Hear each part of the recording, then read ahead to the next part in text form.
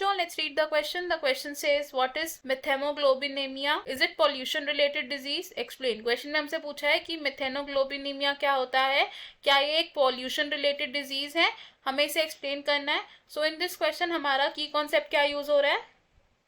Key concept for this question is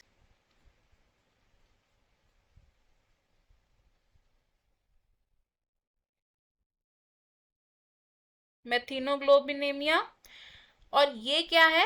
ये एक ऐसा रेयर ब्लड रिलेटेड डिसऑर्डर है, ब्लड रिलेटेड डिसऑर्डर है. और इस डिसऑर्डर में क्या होता है, unusual amount of methaemoglobin produce होता है in the body.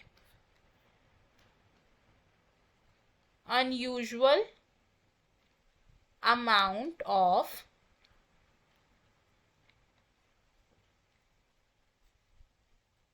methemoglobin is produced.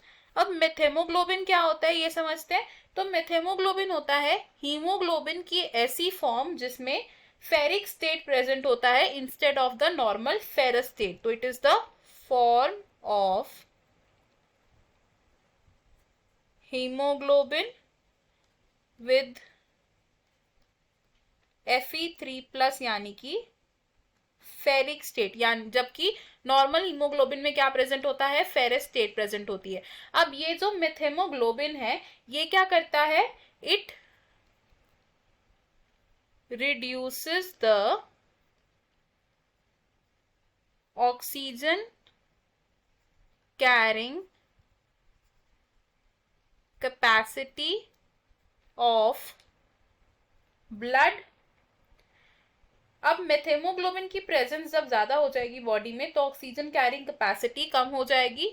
अब अगर बात करें इसके एक कॉज की, तो out of the many causes methaemoglobinaemia को हम क्या कह सकते हैं, ये है एक पॉल्यूशन रिलेटेड डिसऑर्डर. और किस तरीके का pollution, water pollution related disorder. क्योंकि बिकॉज ये डिसऑर्डर कब होता है, जब नाइट्रेट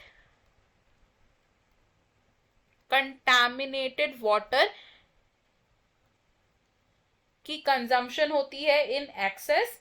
अब नाइट्रेट कंटामिनेटेड वाटर की जब कंजम्पशन करेगा एक इंडिविजुअल इन एक्सेस तो क्या होगा, हमारी बॉडी में नाइट्रेट जाएगा.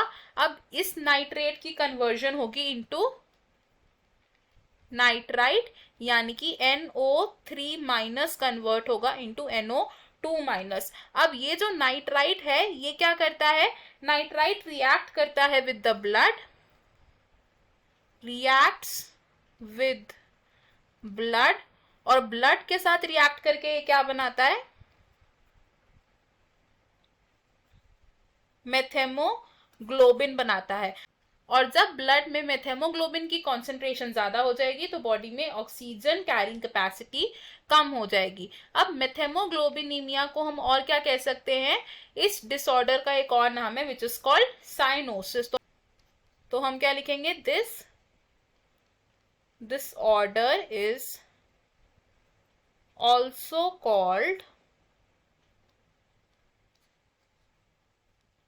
साइनोसिस. एंड अगर इन्फेंट्स में ये डिजीज हो जाए तो हम इसे क्या कह सकते हैं, ब्लू बेबी सिंड्रोम. क्योंकि इस डिजीज में ऑक्सीजन कैरिंग कैपेसिटी कम होने की वजह से जो बॉडी है उसमें ब्लूइश कलरेशन ऑब्जर्व की जा सकती है. सो हमें हमारे क्वेश्चन का आंसर मिल गया. I hope you understood it. All the best. Thank you.